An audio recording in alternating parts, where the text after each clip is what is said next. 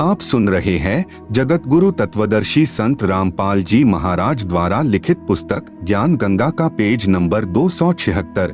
शास्त्रार्थ ने परमेश्वर के तत्व ज्ञान को उलझाया। शास्त्रार्थ कैसे होता था? दो विद्वान प्रश्न उत्तर किया करते थे तथा श्रोतागण भी बहु संख्या में शास्त्रार्थ यानी प्रश्नोत्तर सुनने के लिए विराजमान होते थे। हार जीत का फैसला श्रोताओं के हाथ में होता था, जिन्हें स्वयं ज्ञान नहीं कि ये क्या कह रहे हैं। जिसने ज्यादा संस्कृत लगातार उच्चारण की तो श्रोतागण ताली बजाकर विजयी होने का प्रमाण देते थे। इस तरह विद्वानों की हार जीत का फैसला अविद्वानों के हाथ में था। प्रमाण पुस्तक श्रीमद् दयानंद प्रकाश, लेखक श्री सत्यानंद जी महाराज, प्रकाशक सार्वदेशिक आर्य प्रतिनिधि सभा 3/5 महर्षि दयानंद भवन, रामलीला मैदान, नई दिल्ली 2। गंगा कांड 8वां सर्ग, पृष्ठ 89 पर से ज्यों का त्यों लेख। 3 दिन तक प्रतिसाम कृष्णानंद जी और स्वामी जी का शास्त्रार्थ होता रहा। एक दिन शास्त्रार्थ के समय किसी ने कृष्णानंद जी से साकारवाद का अवलंबन किया और इसी पर शास्त्रार्थ चलाया। स्वामी जी का तो यह मन चाहता विषय था। उन्होंने धारा प्रवाह संस्कृत बोलते हुए निराकार सिद्धांत पर वेदों और उपनिषदों के प्रमाणों की एक लड़ी पिरो दी और कृष्णानंद जी को उनका अर्थ मानने के लिए बाधित किया। कृष्णानंद कोई प्रमाण न दे सका। केवल गीता का यह श्लोक यदा यदा ही धर्मस्य ग्लानिर्भवति भारत लोगों की ओर मुंह करके पढ़ने लगा। स्वामी जी ने गर्ज कर कहा कि आप वाद मेरे साथ करते हैं, इसलिए मुझे ही अभिमुख कीजिए। परंतु उसके तो विचार ही उखड़ गए थे। वह चौकड़ी ही भूल चुका था। मुख में झाग आ गए, गले में घिघी बंध गई, चेहरा फीका पड़ गया। किसी प्रकार लाज रह जाए, इससे उसने तर्क शास्त्र की शरण लेकर स्वामी जी को कहा कि अच्छा, लक्षण का लक्षण बताइए। स्वामी जी ने उत्तर दिया कि जैसे कारण का कारण नहीं, वैसे ही लक्षण का लक्षण भी नहीं है। लोगों ने अपनी हंसी से कृष्णानंद की हार प्रकाशित कर दी और वह घबराकर वहां से चलता बना। उपरोक्त लेख में स्पष्ट है कि विद्वानों की हार जीत का निर्णय अविद्वान करते थे। स्वामी दयानंद जी ने लगातार संस्कृत बोल दी, श्रोताओं ने हंसी कर दी तथा महर्षि दयानंद जी को विजेता घोषित कर दिया तथा परमात्मा निराकार मान लिया। जबकि यजुर्वेद अध्याय 1 मंत्र 15 तथा यजुर्वेद अध्याय 5 मंत्र 1 में स्पष्ट है कि परमात्मा सशरीर है तथा साकार है।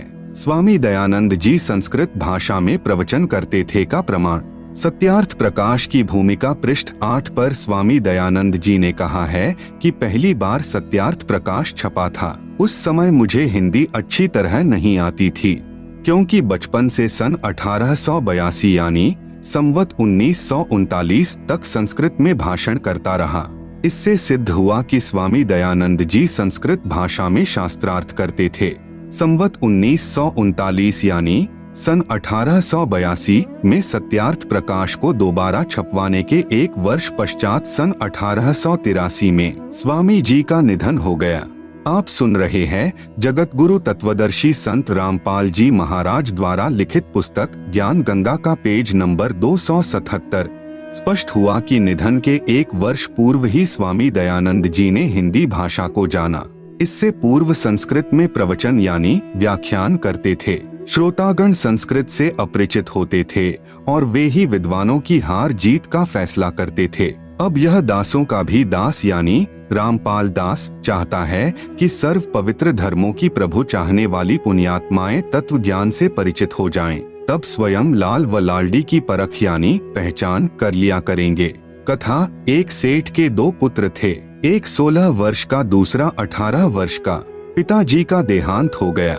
बच्चों की माताजी ने एक कपड़े में लिपटे लाल अपने बच्चों के हाथ में रखे तथा कहा, पुत्रों यह लाल ले जाओ तथा अपने ताऊ जी यानी पिताजी के बड़े भाई को कहना कि हमारे पास पैसे नहीं हैं। यह लाल अपने पास रख लो तथा व्यापार में हमारा हिस्सा कर लो। हम अकेले बालक व्यापार नहीं कर सकते। दोनों बच्चे माताजी के दिए हुए लालों को लेकर अपने ताऊ जी के पास गए तथा जो माताजी ने कहा था प्रार्थना की। उस सेठ यानी ताऊ जी ने लालों को देखा तथा बच्चों की प्रार्थना स्वीकार करके कहा, पुत्र इन लालों को अपनी माताजी को दे आओ, संभाल कर रख लेगी। आप मेरे साथ दूसरे शहर में चलो, मुझे बहुत उधार माल मिल जाता है, वापस आकर इन लालों को प्रयोग कर लेंगे। दोनों बालक ताऊ जी के साथ दूसरे शहर में गए।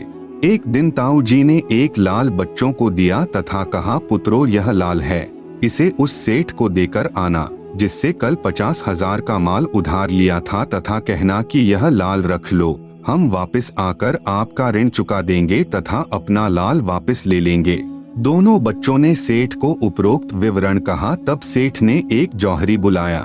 जौहरी ने लाल को परख कर बताया कि यह लाल नहीं है, यह तो लालडी है जो 100 रुपए की भी नहीं है। लाल की कीमत तो 9 लाख रुपए होती है। सेठ ने भली बुरी कहते हुए उस लालडी को गली में दे मारा। बच्चे उस लालडी को उठाकर अपने ताऊ जी यानी अंकल के पास आए। आंखों में आंसू भरे हुए सर्व वृतांत सुनाया कि एक व्यक्ति ने बताया कि यह लाल नहीं है, यह तो लालडी है। ताऊ जी यानी अंकल ने कहा, पुत्र वह जौहरी था, वह सही कह रहा था, यह तो वास्तव में लालडी है, इसकी कीमत तो 100 रुपया भी नहीं है। पुत्रों मेरे से धोखा हुआ है, लाल तो यह है, गलती से मैंने ही आपको लालडी दे दी। अब जाओ तथा सेठ से कहना मेरे ताऊ जी यानी अंकल जी धोखेबाज नहीं हैं, लाल के धोखे में लालडी दे दी। दोनों भाई फिर गए उसी व्यापारी के पास तथा कहा कि मेरे ताऊ जी ऐसे धोखेबाज व्यक्ति नहीं हैं, सेठ जी गलती से लाल के स्थान पर लालडी दे दी थी, यह लो लाल। जौहरी ने बताया कि वास्तव में यह लाल है, वह लालडी थी। सामान लेकर वापस अपने शहर लौट आए। तब ताऊ यानी अंकल जी ने कहा, पुत्रो अपनी माताजी से लाल ले आओ, उधार ज्यादा हो गई है। आप सुन रहे हैं जगत गुरु तत्वदर्शी संत रामपाल जी महाराज द्वारा लिखित पुस्तक ज्ञान गंगा का पेज नंबर 278। दोनों बच्चों ने अपनी माताजी से लाल लेकर कपड़े में से निकाल कर देखा तो वे लालडी थी, लाल एक भी नहीं था। ताऊ जी ने बच्चों को लाल तथा लालडी की पहचान करवा दी थी। दोनों पुत्रों ने अपनी माताजी से कहा कि माताजी यह तो लालडी है, लाल नहीं है। दोनों बच्चे वापस ताऊ जी के पास आए तथा कहा कि मेरी माँ बहुत भोली है, उसे लाल व लालडी का ज्ञान नहीं है, वे लाल नहीं हैं, लालडी हैं। सेठ ने कहा, पुत्रो ये उस दिन भी लालडी ही थी जिस दिन मेरे पास लेकर आए थे। यदि मैं लालडी कह देता तो आपकी माताजी कहती कि मेरा पति नहीं रहा, इसलिए अब मेरे लालों को भी लालडी बता रहा है।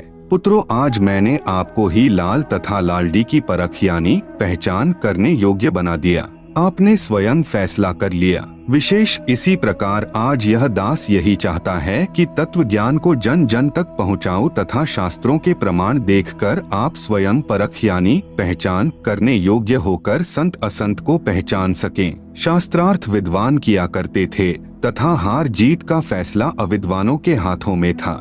यह दास चाहता है कि पहले प्रभु प्रेमी पुण्यात्माएं शास्त्र समझें, फिर स्वयं जान जाएंगे कि ये संत व महर्षि जी क्या पढ़ाई पढ़ा रहे हैं।